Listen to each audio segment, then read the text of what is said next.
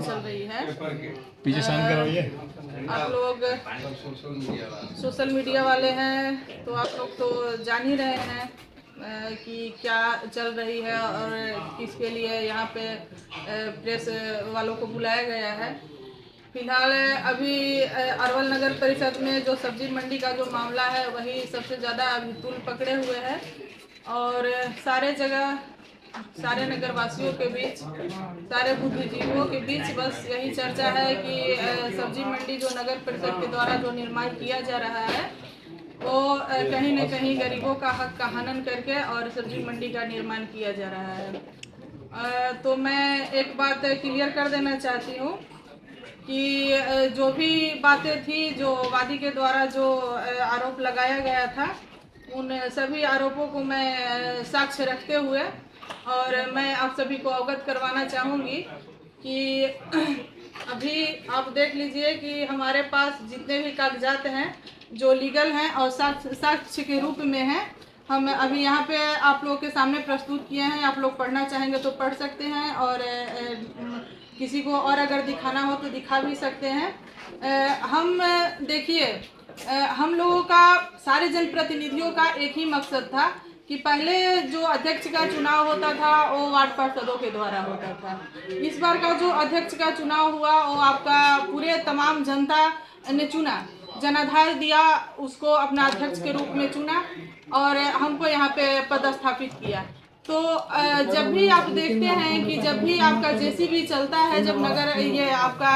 अरवल में शहर में अतिक्रमण हटाने के लिए, तो उसमें मेन रूप से टारगेट वही लोग होते हैं जो फुटपाथी दुकानदार हैं। और फुटपाथी दुकानदारों की सुविधा को देखते हुए हम सभी जनप्रतिनिधियों ने इस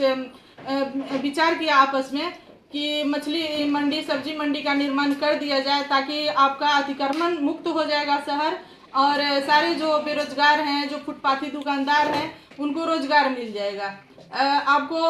बता देना चाहूँगी कि जब भी हम लोग क्षेत्र में जाते हैं तो समझिए कि मतलब अगर कोई पीड़ा बताता है तो वो अपनी पीड़ा से कम नहीं लगती है, क्योंकि जनता ने हम पे विश्वास करके और हमें वोट दे करके यहाँ तक पहुँचाया है। तो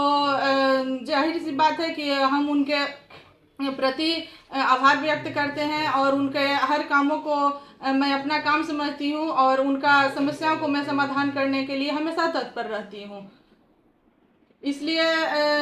हम लोग सब्जी मंडी का निर्माण कर रहे हैं ताकि आम जनों को राहत मिले और आने वाले दूर दराज से भी जो लोग हैं उनको राहत मिले, फुटपाथी दुकानदार को भी राहत मिले और वादी के द्वारा जो भी आरोप लगाया गया है वो सारा